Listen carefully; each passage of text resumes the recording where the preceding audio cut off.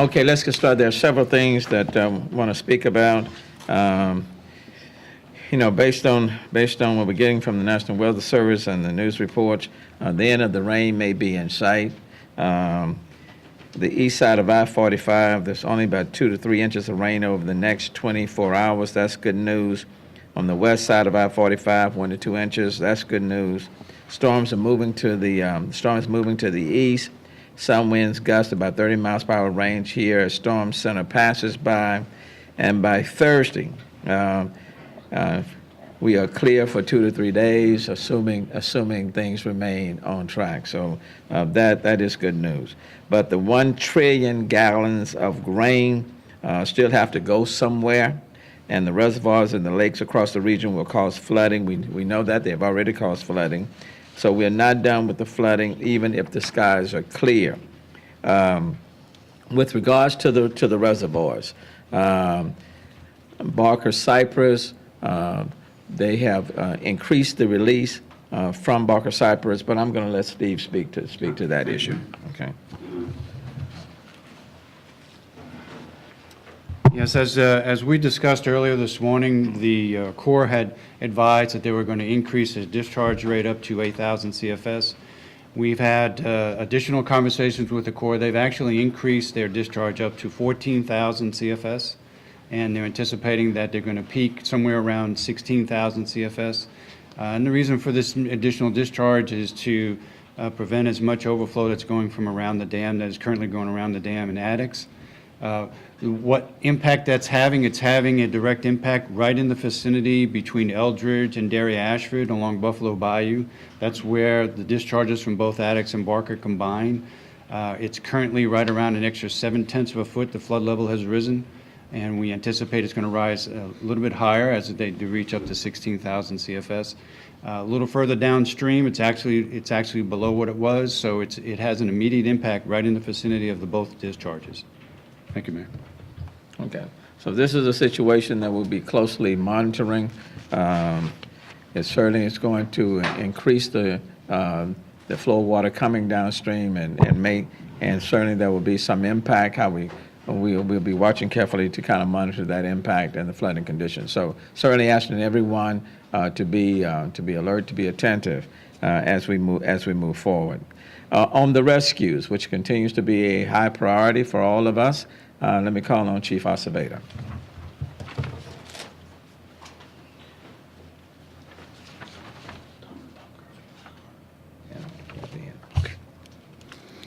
Good afternoon. Good evening, everybody. Thanks for being here. As of approximately 1,700 hours since the last time we spoke, the Houston Police Department has rescued an additional 600 individuals. We've created several multi-agency forward staging areas throughout the city involving obviously HPD, HFD, federal agencies and state agencies, and a multitude of other local agencies. The mayor already addressed the flooding in the Kingwood area. We have approximately 529 calls holding, and we've responded to almost 2,000 calls for service in this operational period. Just on a side note, we have nearly 200 officers now whose homes have been damaged to some extent, and 47 facilities. We're tracking 200 plus high water locations, and Transtar is helping us track 440 high water locations throughout the region. The last thing I think is really important for our fellow agencies to know and the convoys to know that we're working diligently to start actually escorting convoys in there with the supplies and people and goods, which will help the operation as we move forward, the relief operations here in the greater Houston area. Thank you, Chief. And Chief will be back in a little bit to speak on another issue as well. Chief Pena with the Fire Department. Thank you, Mayor. Good evening, everybody. It's been an active 18 hours for this operational period. The Houston Fire Department has responded to over 2,100 incidents to date. Over 763 have been water rescue related incidents. So the number of water rescue operations continues. As a result and in response, we've established 7 area commands. It's been a long day. Sorry, I thought he was mocking me. We've established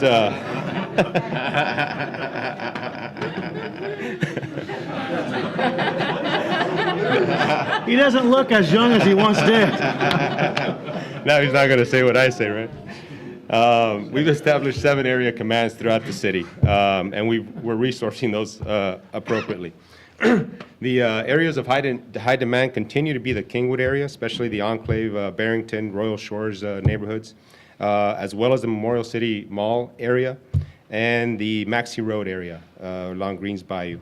The Houston Fire Department responded and evacuated 124 seniors from the Maxey Road and I-10 nursing home, and they've been safely transported to an appropriate facility.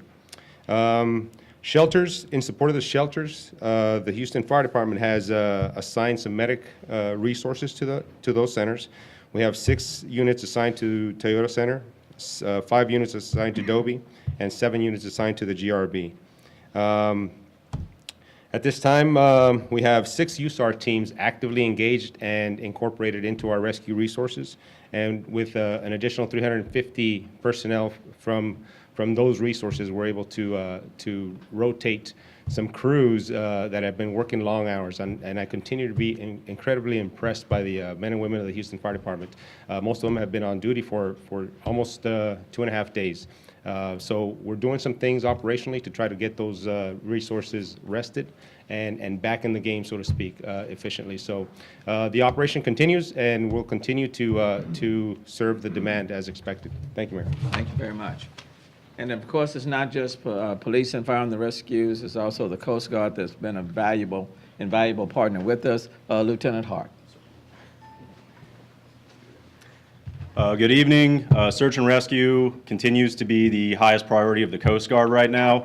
The Coast Guard is continuing to run 24-hour operations using 22 Coast Guard helicopters, 3 airplanes, and 28 Coast Guard boats.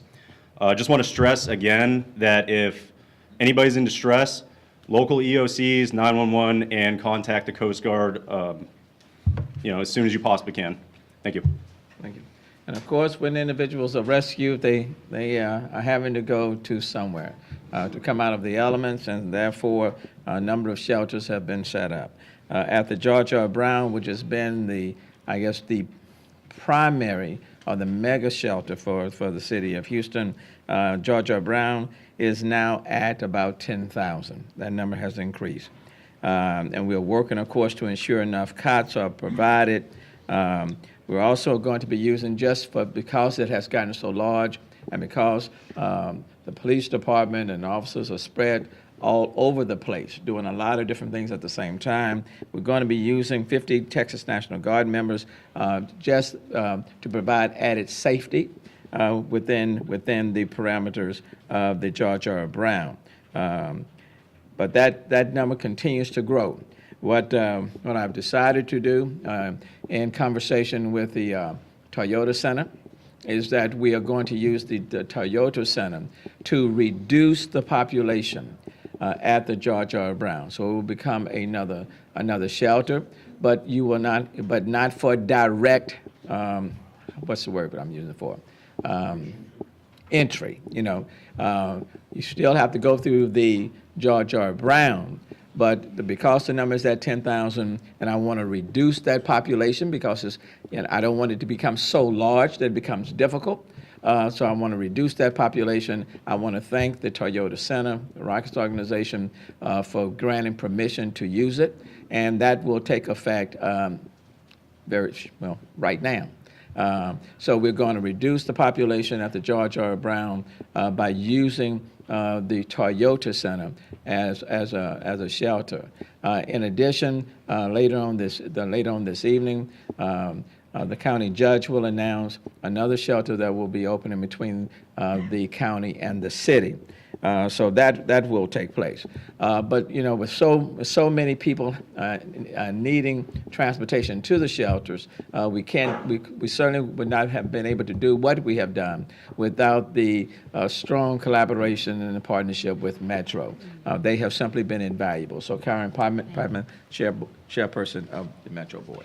Thank you so very much, Mayor. We've never been prouder to be a community partner with this extraordinary team. Metro's primary focus has been and is in support of the continuing police and fire operations. We've transported over 6,000 people to shelter during the duration of this awful tragedy, and to shelters today, 3,000. So we've also, the Humble Civic Center has opened, and we'll be transporting 2,000 people from Kingwood and Crosby to the Humble Civic Center.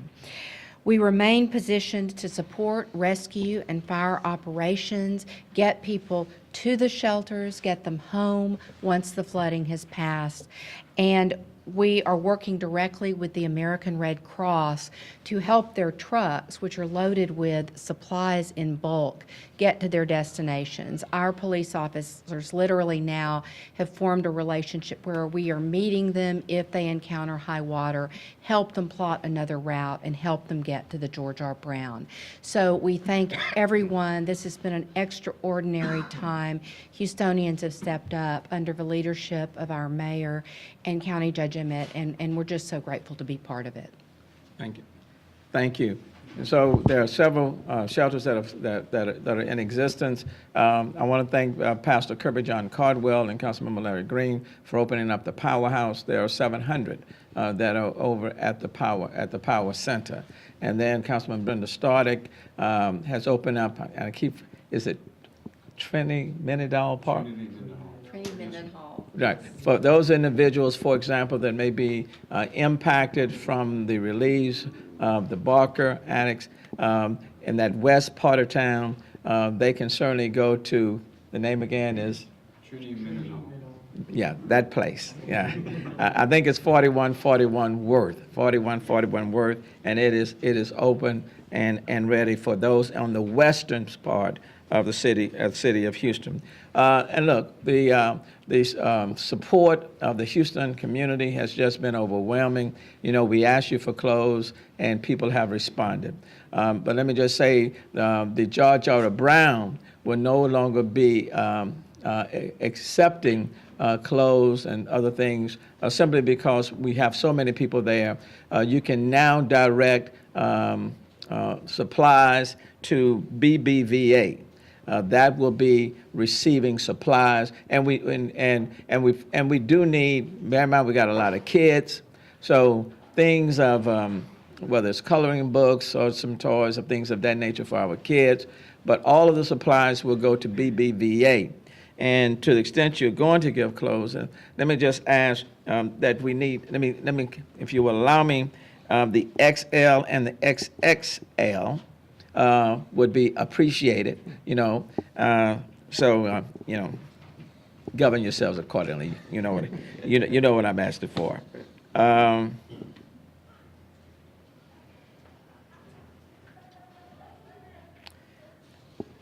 Oh, and because we have so many in our shelters, and Karen spoke about Metro now.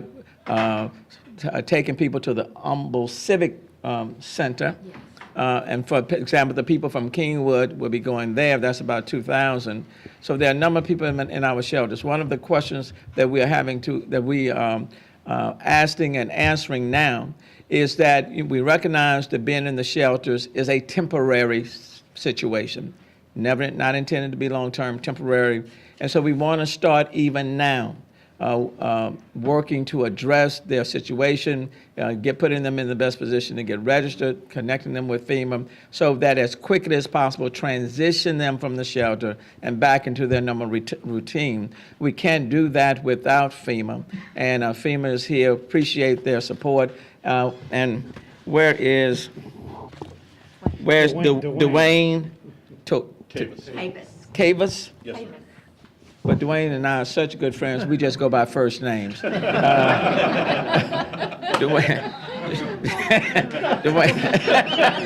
Thank you, sir. This is my friend. FEMA is my friend. So tell us. It's Dwayne Tavis. Want to spell that? It's common spelling. It's D-U, capital W, A-Y-N-E, and the last name is Tews. Otherwise known as Housing Assistance and Support. Not a problem. Yeah, Okay. no. As everybody has said, the life-saving mission is still the first priority for everybody, getting the folks that are out there that need to be rescued, getting them rescued. But for those that have made it to the shelters, we have activated and brought in our disaster survivor assistance teams. Earlier this afternoon, they deployed to the GRB to begin registering survivors there for assistance. For those that are in a safe place and need to register, they can do it by either calling 1-800-621-FEMA or going online to disasterassistance.gov, and they'll be walked through the process there in order to be registered for assistance for their situation. We appreciate it. Thank you. And I'm asking FEMA to provide as many personnel as they can so that we can get it, so that they can get into all of these shelters and start registering and assessing people's needs. And let's start working on that now. Because as we know, some people have been in shelters Saturday, Sunday, to where we are today. So the quicker we can assess their situation, get them registered and assess them, the quicker then we can start to transition them. I mentioned the use of the Toyota Center to reduce the overflow at the George R. Brown. What I did not say to you is that Les Alexander, of course, the owner of the Rock, has been very generous. Initially, he had pledged, he had indicated that he would give $4 million, but Les Alexander has decided to do more than that, recognizing the impact of this storm, and so his gift now goes up to $10 million. So it goes from 4 to 10, in addition to opening up the doors of the Toyota Center as a way of reducing. They recognized how the population was going at the George R. Brown and thought it was important to reduce that population. So this is what Houston is all about. This is how we operate. Then let me just say, with regards to the Kingwood situation, we got word that there are some people dressed up like, I guess law enforcement security, in khakis, black shirt with HSI on their shirt, that's walking around knocking on doors and telling people that there is a mandatory evacuation because the dam is going to give way. We believe that they are impersonating law enforcement, that is not the case, and want to say to the people in Kingwood and in any other place, be very, very careful when people are knocking on your doors and impersonating law enforcement. And, unfortunately, that there are people out there that want to take advantage of the situation. This is a time when across the city of Houston, for example, we have thousands of people who are out of their homes and thousands, in shelters, waiting for water to subside. We have over 100,000 homes in our Houston region where the power is out. Okay, and we have a situation where water is still on our streets impassable, and there are manholes, and literally you can place yourself in danger. Because of the current situation and the fact that so many people are out of their homes and power is out, and it is dangerous to be on the roads late at night, I have decided to impose a curfew starting immediately tonight from 10 until 5 o'clock. Quite frankly, no one needs to be on the road or out from 10 to 5. But there are too many people from across our city, too many residents that are out of their homes, and they are in shelters. And I don't want them to have to worry about someone breaking into their home or looting or doing anything of that nature while they are away. And the reality is that there are some people who might be inclined to take advantage of this situation. And so until I decide otherwise, this curfew remains in effect, and it goes in effect this evening starting at 10 p.m. Chief Acevedo, you want to speak in addition to that? Thank you, Mayor. And Mayor Turner, as he has indicated, he is issuing an executive order effective this evening until further notice, creating a curfew in the city limits of Houston from 10 p.m. to 6 a.m., or excuse me, 5 a.m. The recommendation was made to the mayor, and he, obviously being the leader that he is, accepted it because we have had instances of looting to small scales. We've had armed robbers that were going around yesterday robbing our community, victimizing them again. Harvey wasn't enough, and these lowlives are doing this to their community. We have a lot of threats, not only in terms of security, but safety. There are a lot of safety threats out there right now. There's a lot of debris. And lastly, we still have a lot of active search and rescue going on that is dangerous enough in the daylight and even more dangerous at night. And the last thing we need, with all these vehicles moving around, traffic signals going out in a few parts of the city because of some power failures, is to have the additional traffic. Our officers are well-trained. They understand that this is a tool that affords them the opportunity to enhance their ability to keep this community safe. And so if you do not need to be out there, or if you are out there and you think it's a good enough reason to be out there because you have a need, know this: there's a high probability that the Houston Police Department or other law enforcement agencies will be stopping you. You will be subject to stop, questioning, search, and arrest.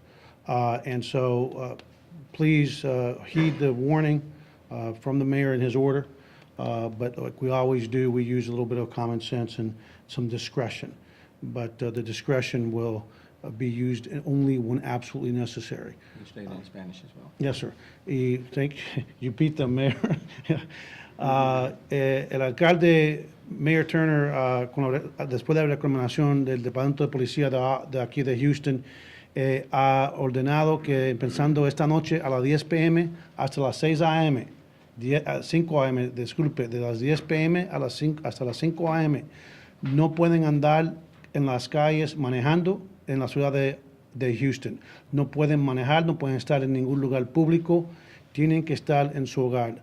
Acuérdese que esto es algo que estamos haciendo por orden del alcalde, pero es la recomendación de este departamento. Hemos tenido problemas, no mucho, pero algunos, con personas que están robando a nuestros habitantes con pistolas y fuego de armas, o armas de fuego, que diga, y queremos parar esta clase de acciones de esos delincuentes ahora. Si está en la calle entre las 10 p.m. y las 5 a.m., nosotros en el Departamento de Policía podemos pararlo, podemos chequear sus cabros, su persona, y puede ir preso. También quiero que sepa la comunidad que tenemos reportes que hay delincuentes que están haciendo el papel, que son miembros del HSI, Homeland Security Investigations, ICE. La comunidad debe saber que yo he estado en contacto con con el ICE, que estamos aquí, nuestros colegas. No tienen ningún agente trabajando en la comunidad, yendo puerta a puerta. Estas personas son fraudes, están cometiendo fraudes y son delincuentes. Así que no abra su puerta a ninguna persona si no es un oficial, y si no sabe, está seguro, marque el 911 o siga llamando hasta que sabe si es un policía o no. So the last thing I want to say about the HSI impersonation, it wasn't just in Kingwood earlier this afternoon, but also in West University. We're going to put out a message to all of our sister agencies in the area, because this is, I guarantee you that this will not just be here with these guys. If you are HSI has met with us. I just spoke to them a few minutes ago upstairs. They have no agents deployed in the field, walking neighborhoods. So if you have somebody with an HSI ICE t-shirt walking around, that's going to be an impersonator. If you're not sure if somebody is a police officer, don't open the door until you check for ID, or if you have to, call 911 or just wait. Believe me, some of these folks, what they're doing is gathering intelligence to see where they want to go back and break into, trying to get people out of their homes, and some of them will end up robbing folks. So with that, that's all I have, Mayor. Thank you. So it's important for us to hold things in check.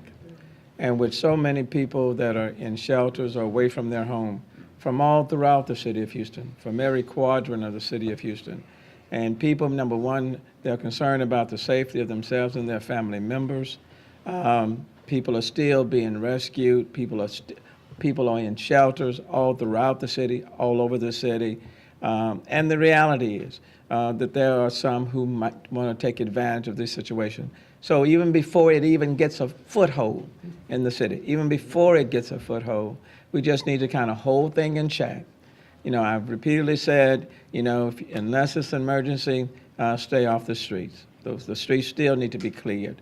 The city of Houston still will be operating with just essential personnel even through tomorrow. And so the curfew goes into effect tonight. It remains in effect from tonight from 10 to 5 and will remain in effect until I believe that it is no longer needed or warranted, okay? Oh, on the 20 Minton Home, I gave the wrong address. It's 1414 Worth Road. So if you're in the western part of Houston, and for example, depending on the situation, facing flooding or anything in that area, then this shelter is already stocked, supplied. People are there to assist you, and that's at 1414 Worth Road, Trinity Minden Home. Okay, so please utilize that shelter on that end. I think that covers everything that. Oh, I also want to thank Secretary of Energy Rick Perry for calling today and for offering his assistance. We talked about, you know, what the city need, and I said, you know, we're opening up a number of shelters, and certainly we need assistance in assisting with FEMA and getting supplies into our city. Made mention that the airports are operational, usable, but not to commercial flights.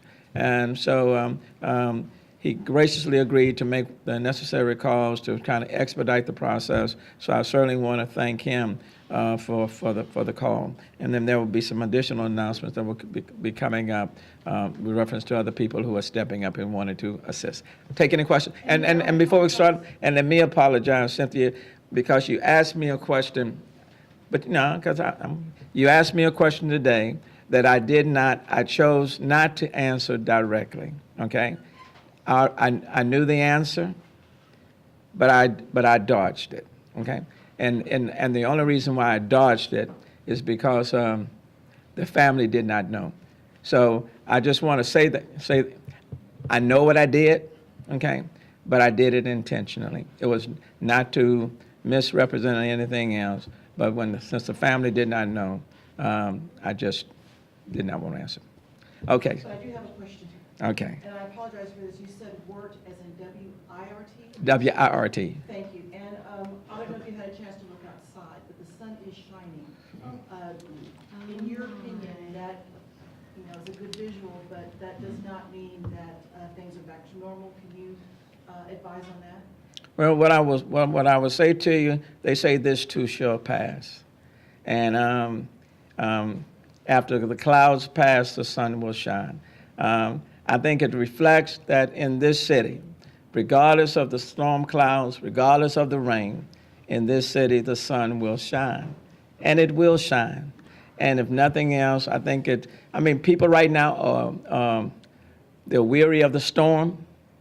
They've gone through some dramatic situations. Today we announce the death of Sergeant Steve Perez, and then on this day, the sun came out. And I'm just going to say the good Lord did it in honor of Sergeant Perez, to let us know even in our worst moments, there is still hope, and we will still rise. And so again, anyone who underestimates the spirit of this city, that person does not know Houston, doesn't know Houstonians. We are a tough bunch, okay?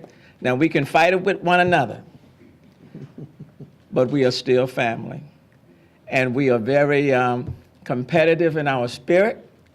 And I think this is one of those times, because so many people have said, woe is Houston. The port is closed, the airport's closed. You know, who wants to buy a house in the city of Houston with all this type of flood?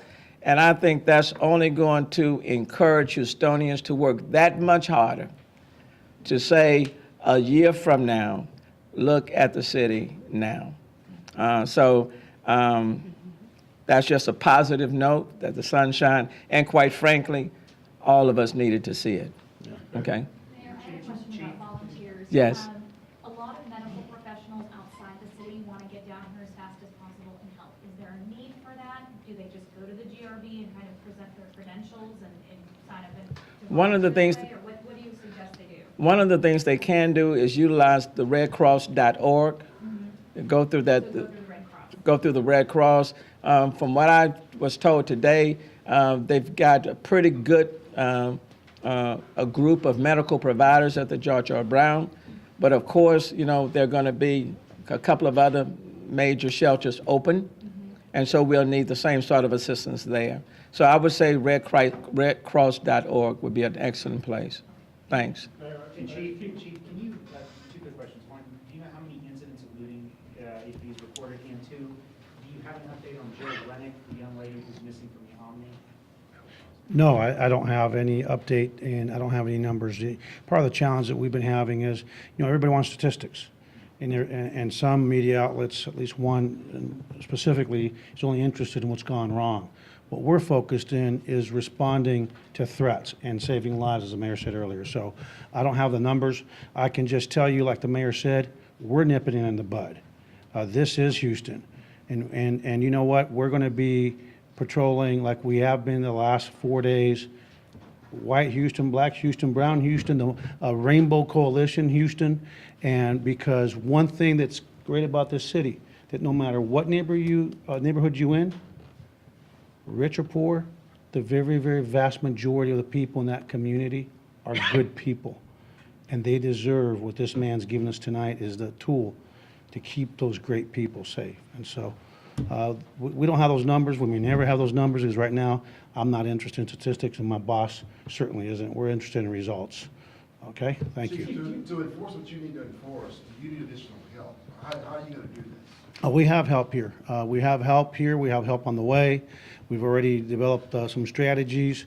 Our colleagues are going to help us throughout the county. So, and with the mutual aid agreements that the mayor has signed to get more police officers here. They're en route. State resources are here. Our partners at the DPS, Colonel McCraw has been talking to us. It's and the other thing is that with this tool, the criminal element, they're not stupid. They know what they're dumb because they choose a life that is not what we're placed on this earth to be involved in, but they're not stupid. They know what the mayor has given us with this curfew is a tool to assess the intentions of people when they're out there. Let's face it, most of us are either working or home in bed at night and during these operational periods of the curfew, 10 to 5 a.m. And so we will put out additional information by 8 o'clock, giving you details on how the curfew will work, how we're going to operationalize it.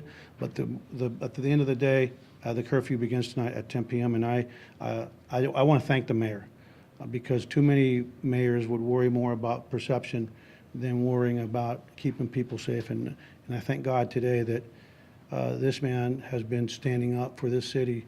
When we had a press conference and a question, he opens the questions in one media outlet, the same outlet that had the poor judgment of putting out the death of a police officer despite a great relationship with this police department, where they know that there's a way to embargo stuff, and other reporters out here had the same information. But you know what? They put their humanity first. And so I don't know about the mayor. I can't speak for my boss. I'm done talking about what's gone wrong because I can tell you nothing's gone completely right, and it never does. We're going to continue to focus on public safety. What do you want to say to the criminals? Oh, we're coming after you. We're going to come after you. And like we said earlier, that this is Texas. We're tough. And we're a really good city. We're a welcoming city. We're a city that is about diversity and opportunity and all kinds of justice. But we're not a city that's going to tolerate people victimizing people that they're at the lowest point in their life. When we were driving around, when I flew in that helicopter and you see two-story homes completely underwater. And you see trees that are like 50, 75-foot trees. Like, where are these trees? How high? And they're gone. So we're coming after you. Good luck, because Houston PD and our partners will be out in force, and we're going to be focusing. Now, the truth is that Chief Pena and the response teams that are here are going to help law enforcement now. You know, that's not our primary mission, is search and rescue. We've been doing it because we're partners. Now we're going to start backing off of the search and rescue mission, and we're going to start focusing on what the Houston Police Department does best, which is go after criminals and keeping the good people of Houston safe. I think one of the things when I was at the George R. Brown, I ran into this woman who has been in the city for a long time. I wish I could remember her name. I think I wrote her name down. But one of the things that she said is that she was concerned about her house, and that she was away from her house and concerned about people breaking into her home. And then as we have added to the number of people in our shelters, these are people who are coming out of our communities, coming out of our neighborhoods all across the city. But one of the reasons why keep our city safe is not just with police officers, but neighbors watching neighbors. But the neighbors, many of them are now in our shelters. And quite frankly, we don't need them to be burdened about what's happening in their communities. And that's one of the reasons why we are imposing it. And quite frankly, as I've said before, just like we can rescue you, we can also arrest you. And the best way to keep that from happening is just to obey the curfew, don't engage in looting, and let's just focus on rebuilding our city. Yes, Mike. This is mainly a preventative measure, because if there isn't data on, if there isn't specific data that you're seeing uptick in looting, is it more preventative? And in part, yes, it's preventative. Sometimes conditions can be so enticing, especially if you start off with that sort of mindset. Conditions like this, people are away, power is out. Oh, this is my time to strike. Well, this is to make it even more difficult. This is to take that enticement away, and then at the same time, people still should not be on the road late at night. The roads are still not passable. And people are now sun out. The natural tendency would now be to be on the road, okay? People see the sun, they go out. The sun came out to heighten our spirit, but not for us to be unwise. So that's the intent of the curfew. And again, it'll stay in place until, as I assess things, as things improve, then I'll look at lifting it. But for right now, preventative, cautionary, holding things in place, providing the assurance to people who are in shelters that we're doing everything we can to protect their property. I just think it's a prudent measure at this time. I think we did something similar during Hurricane Ike, if I'm not mistaken. Yes, sir. I think we did something similar. And so, and this storm is much more, I guess, expansive, impactful. So it's just a similar measure now. Another question, yes. I know the city's been keeping tabs on what's going on with the addicts and Barker reservoirs, and the reservoirs, the court has said that the reservoirs are in good shape right now, but what would it mean to the city if something were to happen to those reservoirs? What kind of an impact could it have? Let me dodge your question by not addressing a hypothetical that has yet to occur. Let me just say that I think we're already dealing with enough. We'll assess the situation, on a systematic basis, on a regular basis, and if things should change, if conditions worsen, then allow me to address it at that time. But I don't necessarily want to respond to a hypothetical where the circumstances are not there yet. Okay. Next question. Take one or two, and we've done. What about the press? Are we allowed to be out after 10 p.m.? Oh, that's a good question for the chief.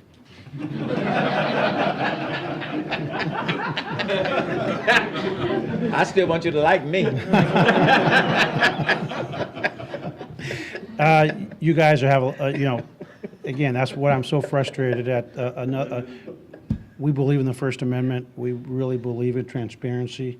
We're committed to it as an organization. We know who our media colleagues are. and we want you to help tell the story of what's happened here in the last week or so.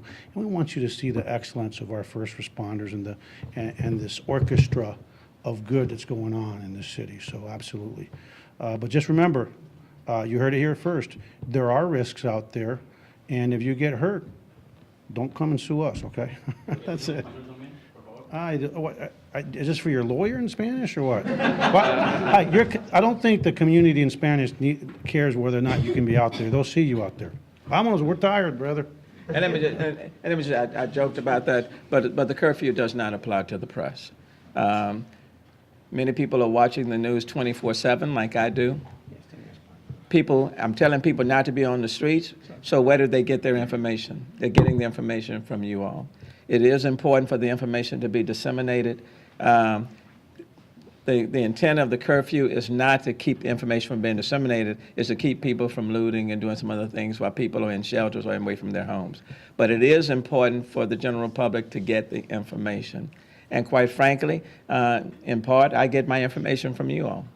And so you all have been reporting on a regular, ongoing basis. You represent a vital service, and I see you as an extension of what we are doing. And I think the public see you as an extension of what we are doing. So it does not apply to the press. I was wondering if I could ask a question to Lieutenant Hart. Yes, sir. Of course. You mentioned yesterday that the Coast Guard done over 3,000 rescues, just the Coast Guard? Yes, sir.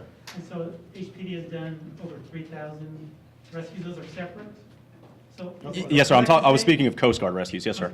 But is it correct to say that there have been over 6,000 rescues? Oh, more than that. More than that? You're not including fire. And that's not including fire department? Right. How many has fire department done? We've done close to, well, we're trying to do the math real quick here. It's about 3,000 to 4,000 off the top of my head. That's just In fire the department. operational. That's just fire. Just fire. So we're like 9,000, over 9,000 rescues that have been done. Is that just in the city or Houston area? Or? The 3,000 for the Coast Guard is not just the city of Houston. That's the entire region.